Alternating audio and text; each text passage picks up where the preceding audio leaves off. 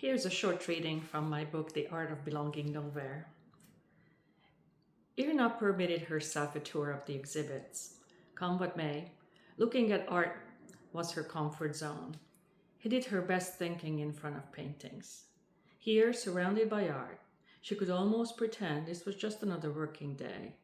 The taps of visitors' footsteps on the polished concrete floor felt as familiar as the Savitsky's echoing halls. But Amir infiltrated every canvas she passed. 25 years of viewing images through the lens of their affair had trained her eye to find him everywhere. She sensed Amir's embrace in Pollock's number 3.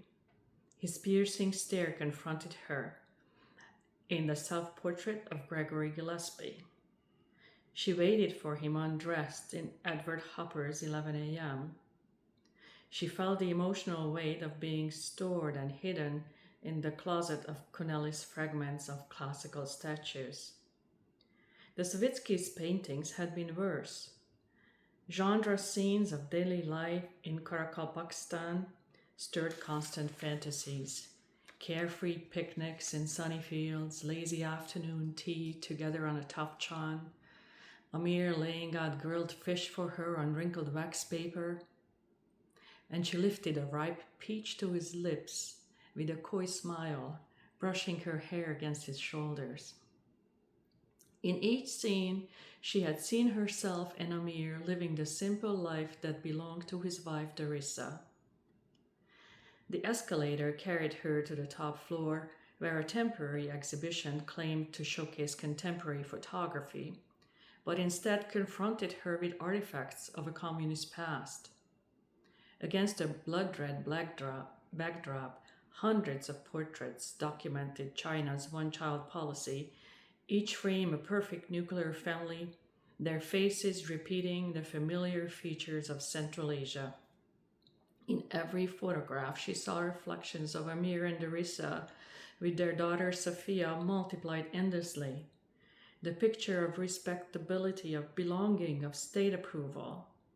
She moved closer, an outsider studying the taxonomy of conformity that had no classification for what she was. Irina's hand smoothed her oversized pencil skirt, its extra fabric a reminder of her hasty transformation. How foolish to believe she could have a different kind of life at 44. Her throat burned with unshed tears. To her right, an installation of 365 vodka bottles caught the light, commemorating each day of a year. The empty glasses gleamed with familiar promise. She and Amir had spent so many evenings with their own, the liquid courage that let them pretend the next day would be different. Sometimes she wondered if she came to visit her or her bottle. Her fingers twitched. How easy it would be to lift one bottle and let its phantom liquid carry her away from this moment. But no, she was a curator who knew better, a professional who did her drinking behind closed curtains where no one could catalog her shame. So this is from The Art of Belonging Nowhere by Andrea Hellman.